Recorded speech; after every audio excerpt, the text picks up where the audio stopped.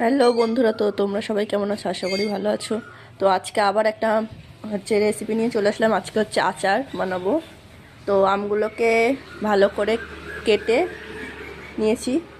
আমগুলো কাটার আগে ধুয়ে নেবেন, কারণ জল থাকলে আচারে নষ্ট হয়ে যাবে তাড়াতাড়ি। তো অনেক দিন রাখার জন্য আমগুলোকে আগে থেকে ধুয়ে নেবেন।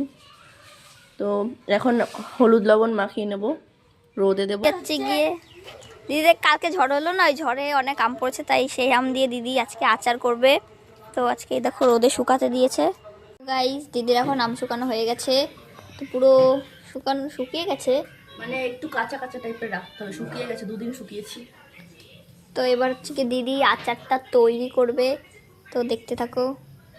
তো এখন দিদি এর মধ্যে অনেক মশলা দেবে। মশলাটা দেখিয়ে দাও। এই যে এটা হচ্ছে জিরে, এটা হচ্ছে কি ধনিয়া, আর এটা মৌরি আর শুকনো লঙ্কা। তো এটা কোন এখানে দিয়ে ভাজবা। তো চলো বেটে নেবো। ভেজে গরম হয়েছে কড়াই, তো এখানে দিয়ে দিল। গন্ধটা যখন বেরোবে না, সেই লাগে গন্ধটা। তো এখন দিদি এটাকে পুরো ভাজবে। তো এখন দিদির ভাজা হয়ে গেছে, এখন নামাবে।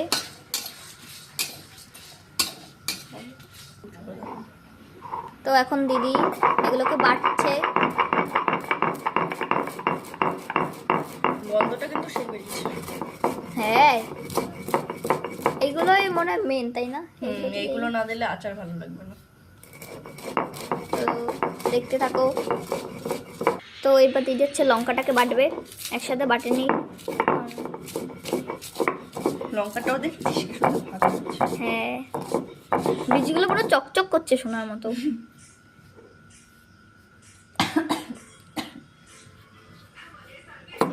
গাইস, প্রচুর ঝাঁজ।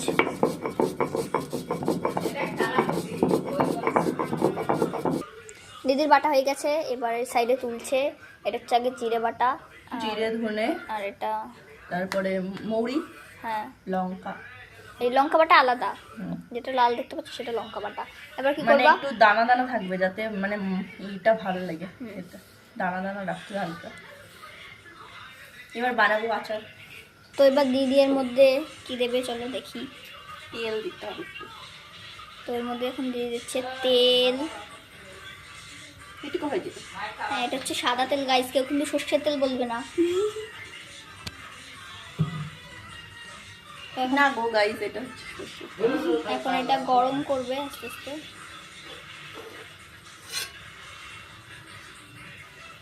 তো তেল গরম হয়ে গেছে।